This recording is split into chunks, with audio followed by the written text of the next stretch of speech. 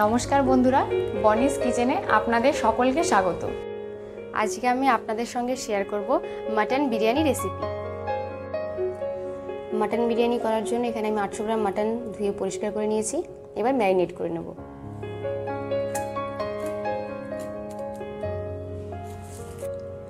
এবার আমি এর মধ্যে দিয়ে দেব 100 গ্রাম টক দই, দেব হাফ চামচ পরিমাণ আদা বাটা, দেব হাফ চামচের একটু বেশি পরিমাণ রসুন বাটা, দিয়ে দেব হাফ চামচ পরিমাণ শুকনো লঙ্কা বাটা, দিয়ে দেব পরিমাণ মতো লবণ,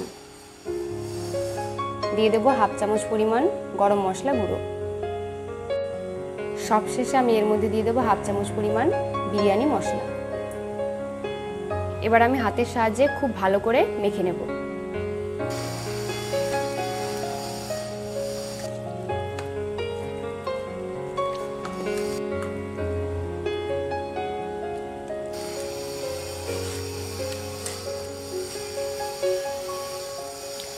মাংসটা খুব ভালোভাবে আমি মেখে নিয়েছি। এবারে 1 ঘন্টার জন্য একটা ঢাকনা দিয়ে ঢেকে রেখে দেব।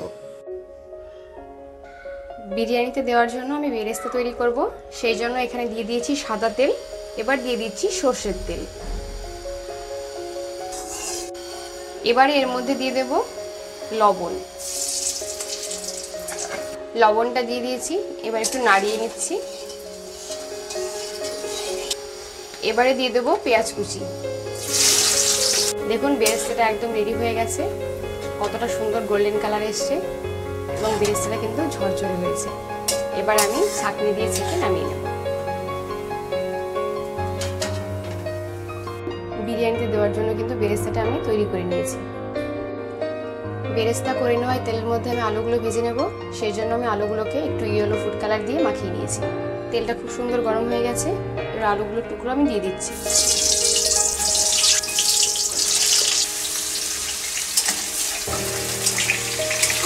আলুগুলোকে আমি একটু উল্টে পাল্টে একটু লাল করে ভেজে নেব। আলুর টুকরোগুলো ভাজা হয়ে গেছে, আমি একটা একটা করে তুলে নিচ্ছি। মাংসটা ম্যারিনেট হতে হতে ভাতটা আমি তৈরি করে নেব। ভাতের মধ্যে দেওয়ার জন্য এখানে আমি একটা সাদা ন্যাকড়া নিয়ে নিয়েছি। এবারে দিয়ে দেব গোটা গরম মশলা, এলাচ দানাগুলো আমি একটু ফাটিয়ে নেব।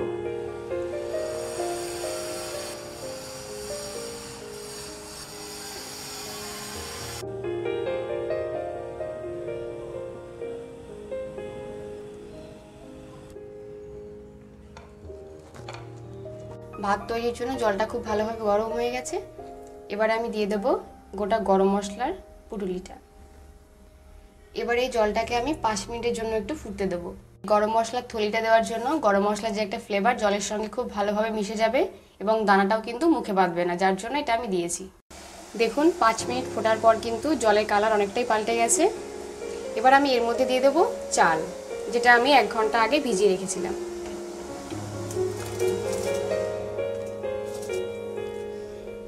এবার আমি দিয়ে দেব লবণ,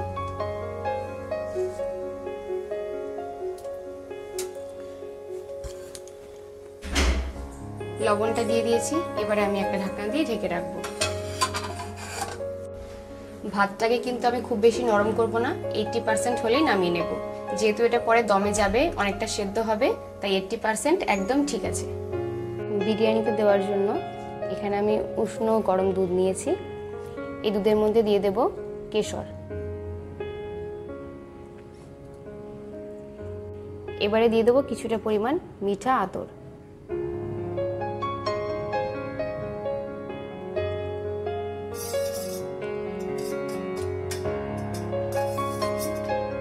এবারে অপর একটি পাত্রের দুধে আমি দিয়ে দেব 2 চামচ পরিমাণ গোলাপ জল। এবারে দিয়ে দেব 1 চামচ পরিমাণ কেওড়া জল।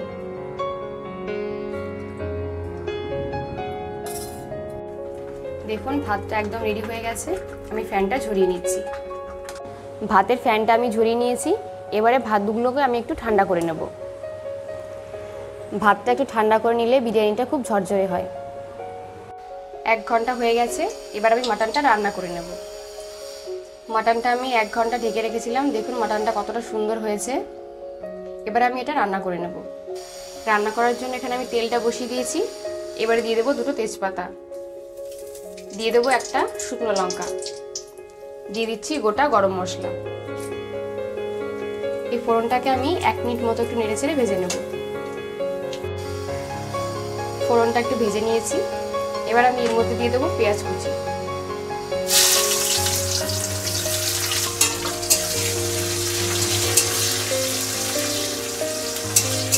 পেঁয়াজটাকেও আমি একটু সোনালি কালার করে ভেজে নেব।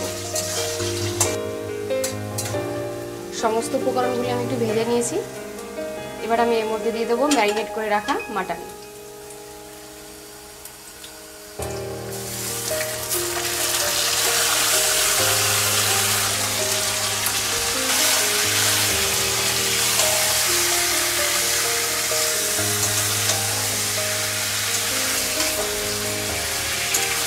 এবারে আমি মাটনটাকে একটু কষিয়ে নেব।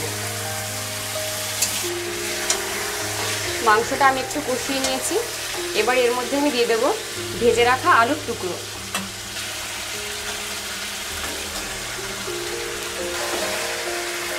এবারে আমি আরো কিছুটা সময় একটু কষিয়ে নেব।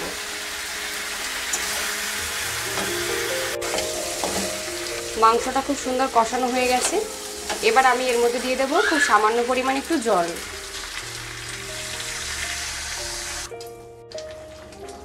জলটা দিয়ে দিয়েছি পরিমাণ মতো, যাতে আলু এবং মাংসটা সেদ্ধ হয়ে যায়। এবার সমস্ত উপকরণটাই আমি প্রেসার কুকারে দিয়ে দিচ্ছি।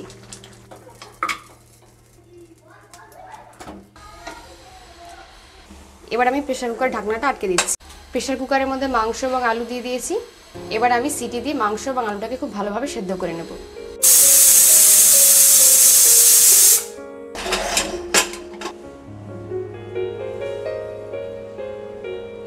রান্নাটা খুব সুন্দর হয়ে গেছে। মাংস এবং আলুটাও সুন্দর সেদ্ধ হয়ে গেছে।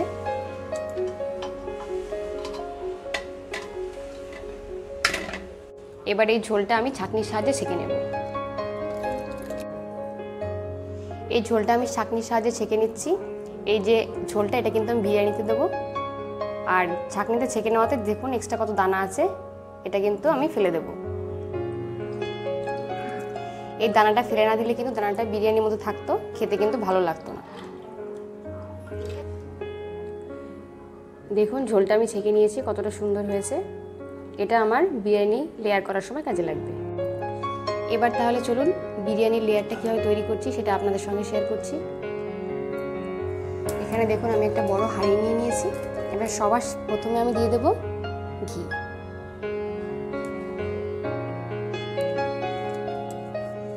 ঘিটা হাত দিয়ে আমি নিচে ভাবে একটু লাগিয়ে নিচ্ছি। এবার আমি দিয়ে দিচ্ছি অল্প করে ভাত।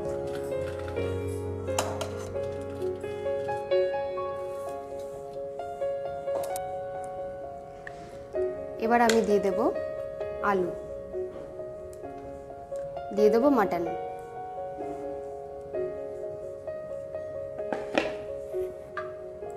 মাটনের যে ঝোলটা ছিল সেটা আমি একটু দিয়ে দিচ্ছি। এবারে দিয়ে দেবো বেরেস্তা,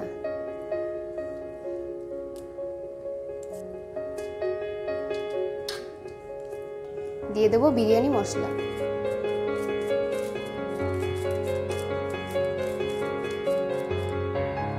দিয়ে দেব কেশর এবং মিঠা আতর ভিজিয়ে রেখেছিলাম যে দুধটাতে, সেই দুধটা। এবারে দিয়ে দেব কেওড়া এবং রোজ ওয়াটার মেশানো দুধটা। এবারে দিয়ে দেব ঘি।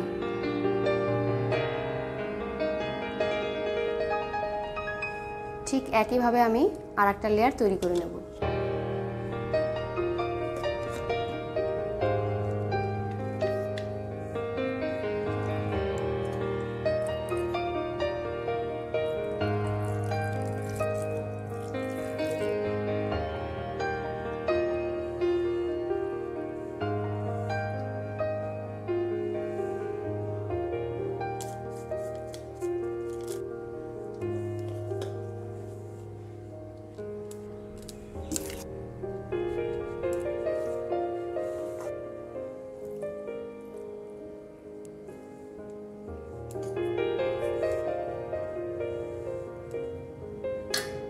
দেখুন লেয়ারটা আমি খুব সুন্দরভাবে দিয়ে দিয়েছি। এবার একটা ঢাকনা দিয়ে ঢেকে দিচ্ছি। দেখুন আমি খানিকটা আটা মেখে নিয়েছি। এবার আমি আটাটা দিয়ে এই হাঁড়িটার সাইড দিয়ে লাগিয়ে দেবো, যাতে বাষ্পটা ভেতরেই থাকে, বাইরে বেরিয়ে না যায়।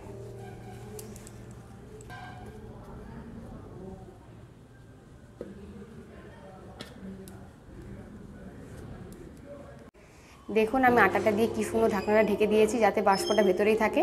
এবার 40 মিনিটের জন্য দমে বসিয়ে দেব। গ্যাসটা মিডিয়াম ফ্লেমে আমি জ্বালিয়ে দিয়েছি, ওপরে একটা তাওয়া বসিয়ে দিয়েছি। দেখুন এবার আমি হাঁড়িটা বসিয়ে দেব।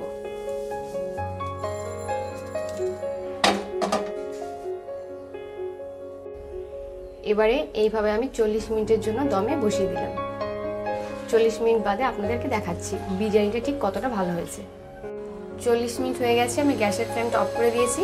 এবারে ঢাকনাটা খুলে আপনাদের দেখাচ্ছি বিরিয়ানিটা ঠিক কতটা ভালো হয়েছে।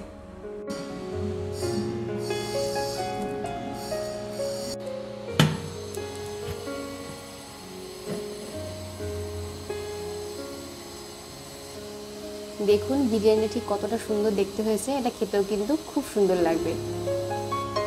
আমি প্লেটে সার্ভ করে আপনাদেরকে দেখাচ্ছি।